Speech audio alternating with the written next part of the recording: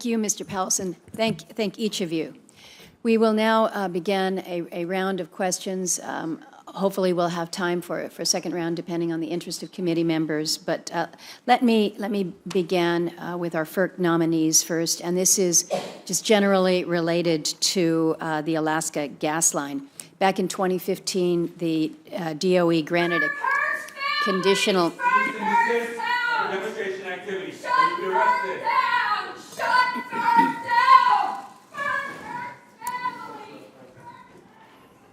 So back in 2015, there was a conditional authorization for the Alaska gas line to export LNG to countries that don't have a free trade agreement with the United States. This was a pretty major milestone for our efforts in the state with the gas line in terms of how we can move forward towards achieving the investment necessary, helping to build out the jobs, and really build the economic growth. In April of this year, the Alaska Gas Line Development Corporation filed their application with FERC. It's a 58,000-page application. It is substantive.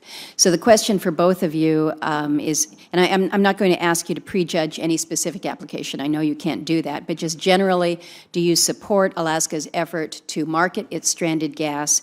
And then in terms of applications, again, of this size, I think we need to have some level of commitment that you will do what you can, provided you are approved, to see that not only the Alaska application, but all applications can proceed through a process in a timely and a predictable way. I'm going to ask the same question to both of you. So, Mr. Chatterjee, if you want to begin. Thank you for the question, Chairman. Certainly, I believe in the states and local communities seeking projects that are in their interests, and would be supportive of projects that enable us to utilize our domestic energy resources. Should I have the opportunity to be confirmed, I will happily look to read through those 58,000 pages and take very seriously the considerations made by folks and stakeholders on all sides of the issue. As you know from working with me here in the Senate, I strive to be productive, to hear out stakeholders on all sides, and come to decisions that are in the interest of the country. And the committee will be in order, please. And I hope to work with stakeholders in Alaska should I have the opportunity to move forward. Mr. Powelson. Thank you, Chairman, for the question here. You need to push the button there a little bit. Thank you, Senator, for your question. And I think you put it best one time, and you look at the investment that we have oversight of if nominated. It's $400 billion per annum of critical infrastructure that needs to be approved by the FERC. And to echo what Neil said in his answer, respecting that state right compact, the state's ability to develop their energy resources and do it in a safe manner. Pipeline safety is critically important, and I stand behind that. And so as these projects develop, I want to be fair and balanced, look at the record, and obviously the business case. As you know, we don't build these projects on speculation. And so I would give you my steadfast commitment to be fair, balanced, and do my homework in approving, if I have to give an approval to these projects. Appreciate that.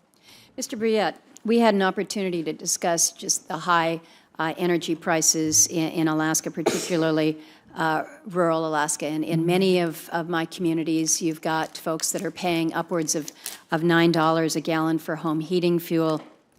And this is not just a challenge for many, it is a crisis. So we spoke generally about your commitment to work with us to help do what we can to reduce the price of energy in Alaska and in other areas where we are significantly impacted. And again, we generally ask for your continued commitment to do just that.